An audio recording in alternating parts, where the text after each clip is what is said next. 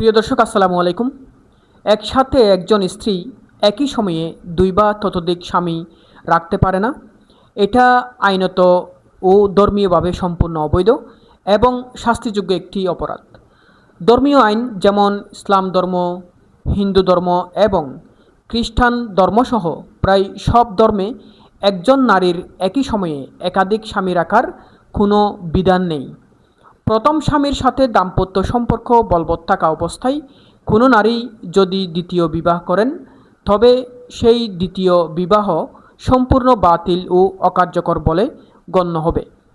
প্রথম স্বামীর অনুমতি ছাড়া বা তালাক না দিয়ে দ্বিতীয় বিয়ে করা ফৌজদারি একটি অপরাধ।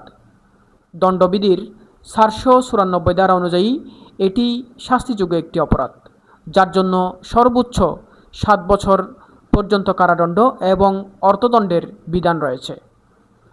দ্বিতীয় বিয়ে করতে ইচ্ছুক হলে আবশ্যিকভাবে প্রথম স্বামীর সাথে বিবাহ বিচ্ছেদ বা তালাক সম্পন্ন করতে হবে এবং আইনগতভাবে নির্ধারিত ইদ্যত পালন করতে হবে। আশা করি বুঝতে পেরেছেন। ভালো থাকবেন সবাই।